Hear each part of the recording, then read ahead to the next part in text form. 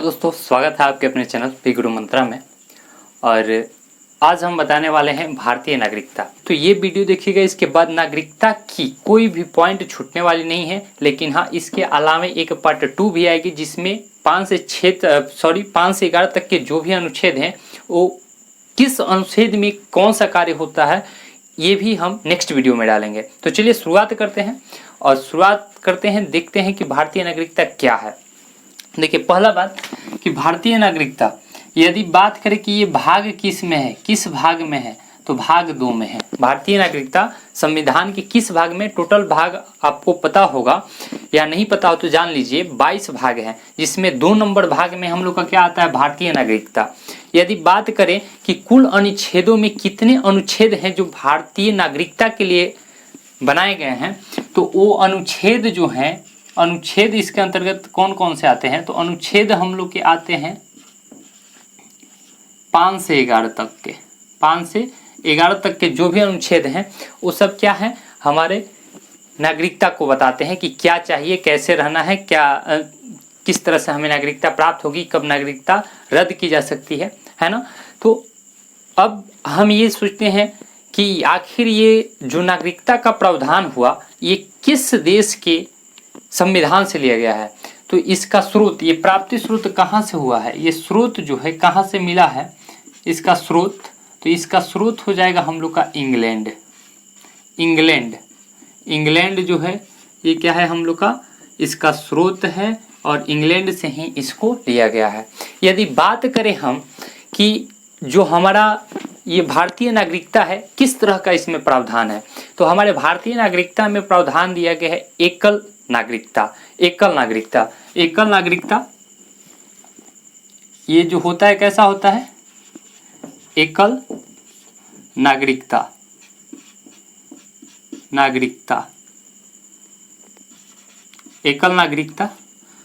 एकल नागरिकता का मतलब समझिए, एकल नागरिकता का मतलब कि आप यदि एक देश, इस भारत देश के नागरिक हैं तो दूसरे देश के नागरिकता को ग्रहण नहीं कर सकते हैं। यदि आप ग्रहण करते हैं तो या तो यहाँ की नागरिकता को रद्द करा दीजिए, और नहीं भी कराइएगा तो आपकी नागरिकता समाप्त कर दी जाएगी, अंत कर दी जाएगी, है ना। तो अब आते हैं, हम लोग बात करेंगे एकल नागरिकता। जैसे मान लीजिए आजकल के डेट में एक लड़का एक से अधिक गर्लफ्रेंड रख रहा है, एक लड़की एक से अधिक बॉयफ्रेंड रख रही है। यानी इसका मतलब क्या हुआ कि एगो है तब तक एगो को वेटिंग में रखा हुआ है। अगर इससे छूटेगा तो चलो भाई ये छोड़ देगा, तो बाकी की ज़िंदगी हम अपना चूज करके रख लें कि उसके साथ बिता लेंगे। तो ऐसा हमारा भारतीय नागरिकता बताता है। और आप भारत के नागरिक हैं तो आप सहज रहिए, आप इस तरह का कार्य ना कीजिए और इस नागरिकता के अनुसार ही अपने आप को बनाए रखिए।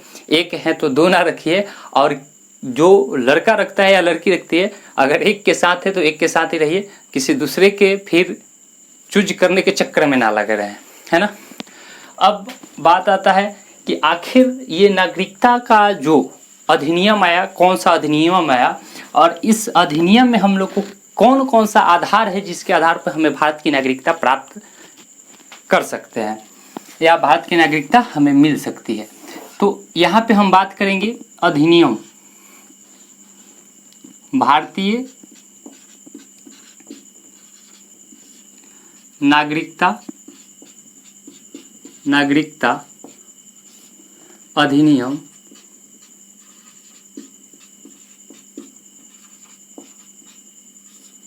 1955 के आधार पे ऐसा कौन कौन सा पॉइंट है, किस आधार पे हम भारत की नागरिकता को प्राप्त कर सकते हैं, तो उसके बारे में हम पॉइंट नंबर 1 जानेंगे।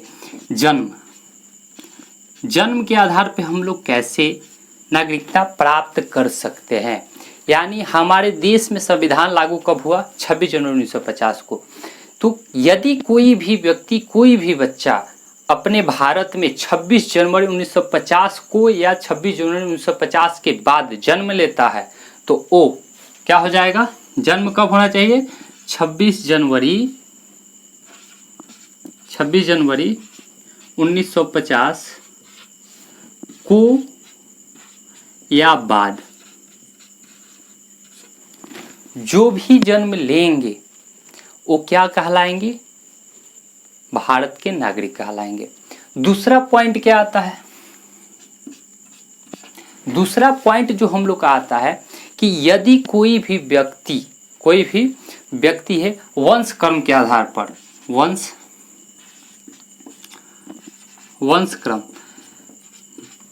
इसके आधार पर यदि कोई भारतीय है और उसके बच्चे का जन्म, यदि किसी भारतीय के बच्चे का जन्म देश से बाहर विदेश में हो गया, कब, 26 जनवरी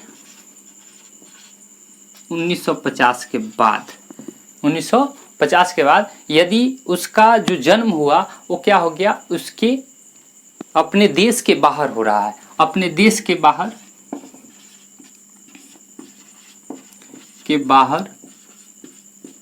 जन्म, देश के बाहर जब जन्म होगा तो उसका भी नागरिकता प्राप्त करने का हक है।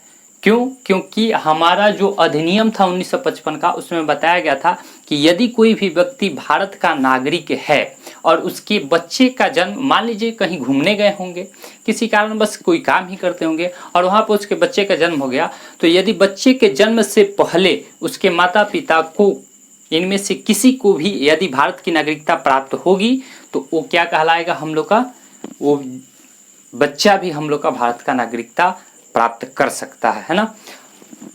तो इसके पहले, लेकिन इसमें एक बात है कि माता पिता का नागरिकता होना ही है, लेकिन पहले जो था 1992 का संशोधन हुआ हमारा भारतीय नागरिकता अधिनियम, तो 1992 के संशोधन में माता की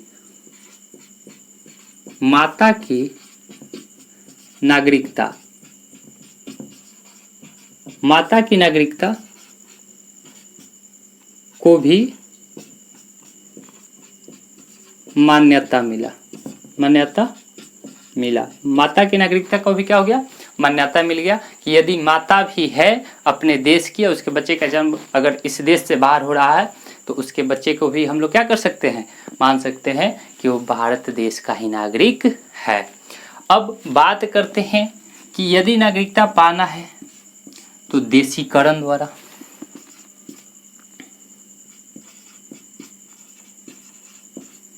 देशीयकरण द्वारा। अब देशीयकरण द्वारा कैसे हम लोग नागरिकता प्राप्त कर सकते हैं, यदि भारत सरकार किसी व्यक्ति को देशीयकरण अपने देश के लिए अपना रहा है, देशीयकरण प्रमाण पत्र दे रहा है, तो उसके आधार पर भी वो भारत का नागरिक कहलाएगा। उसके बाद क्या आता है, हम लोग का आता है पंजीकरण द्वारा।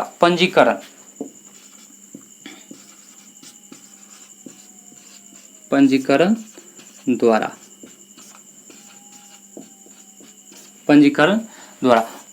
द्वारा कैसे हम लोग अपने देश के नागरिकों को मान्यता या दूसरे देश के लोगों को मान्यता प्राप्त हो सकता है।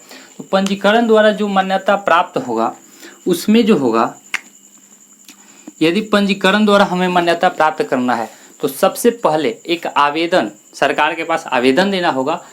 आवेदन प्रार्थना पत्र, ये जो होगा पंजीकरण प्रार्थना पत्र देना होगा।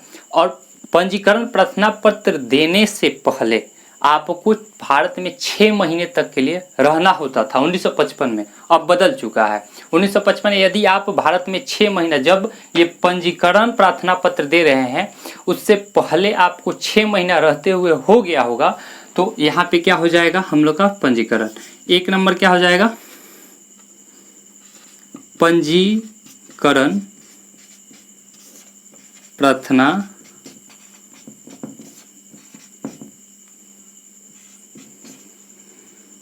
पत्र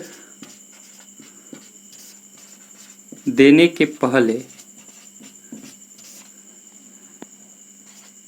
6 माह तक भारत में रहना। अपने देश में यदि 6 माह तक रह गया है कोई भी व्यक्ति, तो उसे हम लोग क्या कर सकते हैं, पंजीकरण द्वारा वो हमारे देश की नागरिकता को प्राप्त कर सकता है। दूसरा पॉइंट क्या आता है हम लोग का, दूसरा पॉइंट आता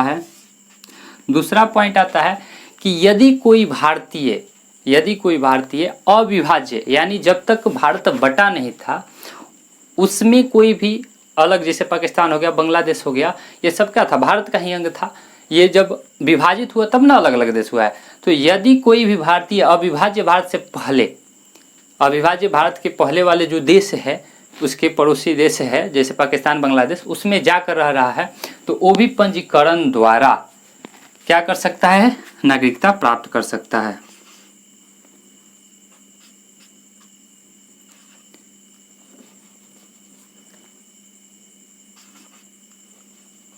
वे भारतीय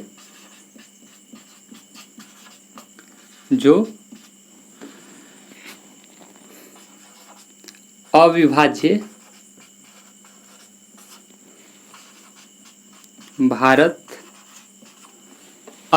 भारत के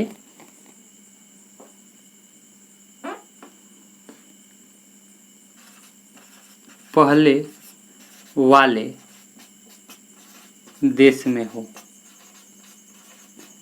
जो भी भारतीय जो अविभाज्य भारत था, पाकिस्तान के लोग भी चाहे तो पंजीकरण द्वारा अपने यहाँ हम लोग का क्या कर सकते हैं, नागरिकता प्राप्त कर सकते हैं।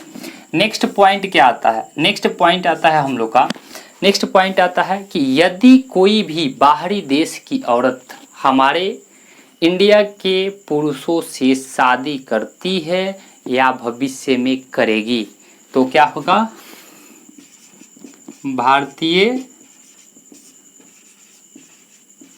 पुरुष से विवाह करके,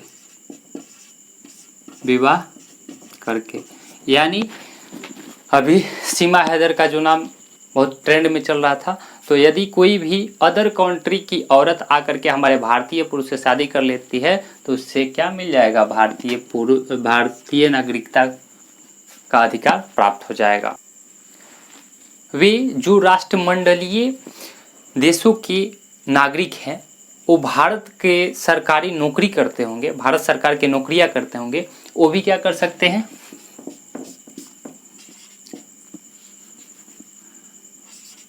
बाहरी देश के नागरिक जो भारत सरकार की नौकरी करते हो,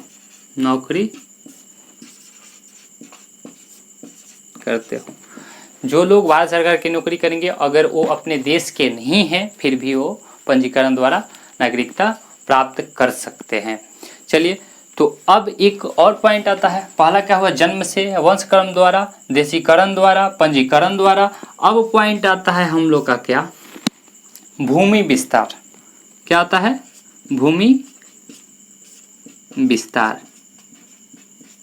अब भूमि विस्तार से कैसे कोई भी व्यक्ति भारत की नागरिकता प्राप्त कर सकता है। जैसे मान लीजिए पाकिस्तान बड़ी छुलबुलाता है, यदि पाकिस्तान पे हम क्या कर ले, कब्जा कर ले, तो वहाँ के जितने भी व्यक्ति होंगे, जितने भी नागरिक होंगे, वे सब क्या कहलाएंगे, भारत के नागरिक कहलाएंगे। जो भी सुविधाएं हमारे भारत के नागरिकों को मिलता है वे सारी सुविधाएं उन नागरिकों को दिया जाएगा। तो इस तरह से क्या हो जाएगा कि यदि भूमि विस्तार होता है तो वहाँ पे उपस्थित जितने भी लोग होते हैं वो भारत की नागरिकता प्राप्त कर लेंगे।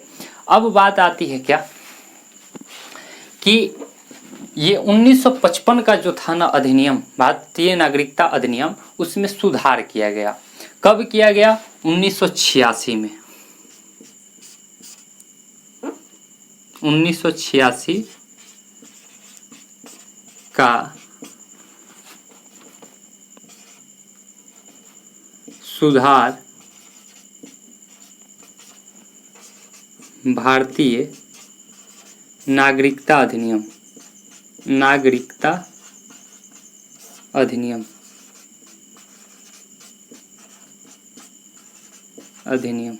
नागरिकता अधिनियम, यानी जो 1986 में सुधार किया गया उसमें क्या क्या हुआ। तो 1986 में जो सुधार किया गया उसमें ये चीज़ें ध्यान दिया गया कि अब जो है 6 महीना रह करके पंजीकरण द्वारा आप भारत की नागरिकता प्राप्त नहीं कर सकते हैं। तो पंजीकरण द्वारा नागरिकता प्राप्त करने के लिए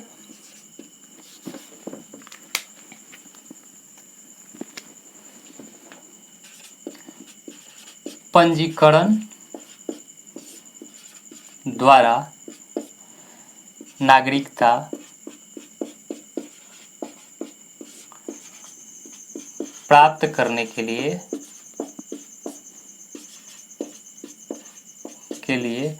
5 वर्ष रहना होगा। 5 वर्ष रहना होगा।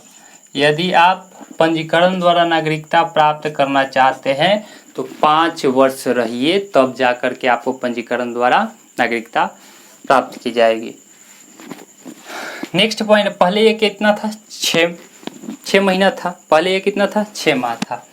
दूसरा पॉइंट क्या आता है कि यदि आप देशीकरण द्वारा यदि आप चाहते हैं कि इस देश में रह जाते हैं लंबे समय तक और इससे हमें क्या मिल जाएगा? भारत की नागरिकता मिल जाएगी। तो देशीकरण द्वारा यदि आप चाहते हैं कि आपको मिल जाए नागरिकता, तो देशीकरण द्वारा नागरिकता प्राप्त करने के लिए 10 वर्ष रहना होगा।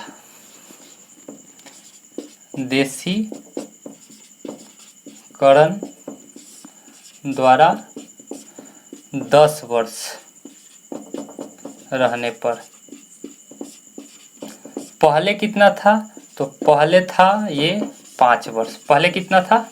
5 वर्ष। पहले 5 वर्ष रह जाएंगे तो आपके देशीकरण द्वारा क्या मिल जाएगा? भारत की नागरिकता मिल जाएगी। लेकिन अब क्या हो गया? 1986 का जो अधिनियम आया उसमें ये कर दिया गया 10 वर्ष, बढ़ा करके क्या कर दिया?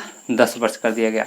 अब इसके बाद जो आता है इस अधिनियम में बदलाव से जो राज्य पहले छोड़े गए थे, जैसे जम्मू कश्मीर और असम, इन सभी पे ये क्या हो गया? ये सुधार जो भारतीय नागरिकता अधिनियम था सभी पे लागू हुआ। ऐसा नहीं है कि आप भारत में दो राज्य अलग हैं तो उन पे ये लागू नहीं होता था, लेकिन ये जो अधिनियम हुआ सभी राज्यों पर लागू हुआ, है ना। अब आता है बात कि आखिर मान लीजिए नागरिकता तो मिल जाएगा, तो नागरिकता मिल जाएगा तो तब तो दिक्कत हो जाएगा। नागरिकता मिल जाए तो कोई भी आके रह जाएगा, अपना मनमानी शुरू करेगा। तो जौन पंडित ब्याह कराता है वो पंडित श्राद्धो कराता है। यानी कि जिस तरह से नागरिकता दी जा सकती है उस तरह से नागरिकता का अंत भी किया जा सकता है। तो नागरिकता का अंत, नागरिकता का अंत। यदि मान लीजिए कि आप नागरिकता ले लिए, फिर अपने देश की याद आने लगी, दूसरे देश के लोग आए, नागरिकता ले लिए और उससे अपने देश की याद आने लगी। यदि आने लगी तो वो क्या कर सकता है? पहला काम कि वो चाहेगा तो वो क्या कर देगा? नागरिकता परित्याग। नागरिकता क्या कर देगा? परित्याग कर देगा, है ना। उससे क्या हो जाएगा? नागरिकता का अंत। दूसरा काम क्या कर सकता है कि यदि चाह रहा है नागरिकता परित्याग, देना भी नहीं चाहता है और वो छोड़ना भी चाहता है यहाँ की नागरिकता, तो उस वक्त क्या करेगा? दूसरे देश का, यदि कोई दूसरे देश का नागरिकता ग्रहण करे,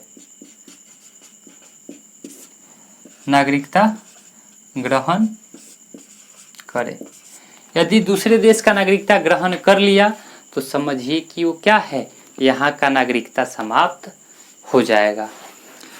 और तीसरा कारण कि कोई भी अन्य देश से आया है या हमारे देश में देशद्रोह का कार्य कर रहा है, आतंकवादियों का सहयोग कर रहा है, तो उसके द्वारा क्या किया जाएगा? सरकार द्वारा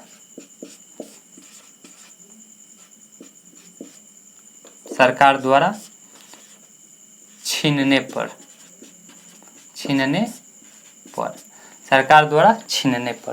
तो सरकार द्वारा छीन करके भी क्या किया जा सकता है? नागरिकता का अंत किया जा सकता है। और लास्ट पॉइंट आता है हम लोग का क्या, कि यदि नागरिकता मिल गई तो हमें कुछ अधिकार भी मिलेगा, है ना। तो अधिकार मिलेगा तो अधिकार क्या क्या मिल सकता है?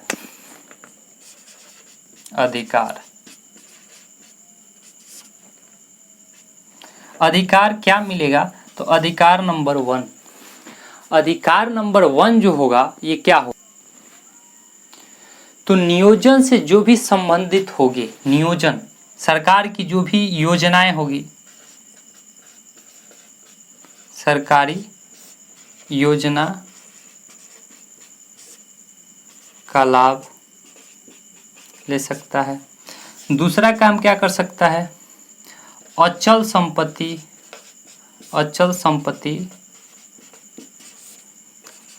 अर्जित कर सकता है। तीसरा क्या हो जाएगा कि जो भी छात्रवृत्ति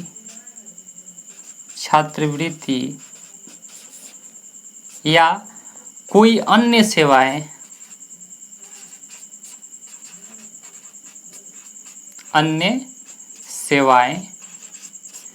प्राप्त कर सकता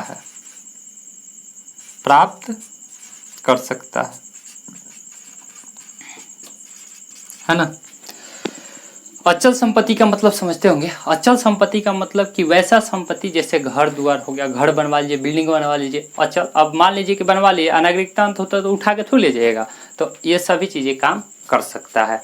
तो आई होप ये टॉपिक आपको अच्छा लगा होगा, और अच्छा लगा होगा तो वीडियो को लाइक कीजिएगा, क्योंकि बड़ी पसीना चुहा के वीडियो बना रहे हैं भाई, है ना। और इसका नेक्स्ट एक और आएगा वीडियो, और उस नेक्स्ट वीडियो में हम बताने वाले हैं कि ये जो 5 से 11 तक के अनुच्छेद हैं, किस अनुच्छेद में क्या होता है, किस अनुच्छेद के तहत पाकिस्तानी भौजाई लोग अपने यहाँ आ सकती है, किस अनुच्छेद के तहत हम लोग उसको भगा सकते हैं, किस अनुच्छेद के तहत जो संसद होता है नागरिकता में परिवर्तन कर सकता है। तो आई होप आपको वीडियो अच्छा लगे, और अच्छा लगा हो तो वीडियो को लाइक और चैनल को सब्सक्राइब कीजिएगा, और अपने दोस्तों के पास शेयर भी कर दीजिएगा। फिर मिलते हैं नेक्स्ट वीडियो में, तब तक के लिए धन्यवाद।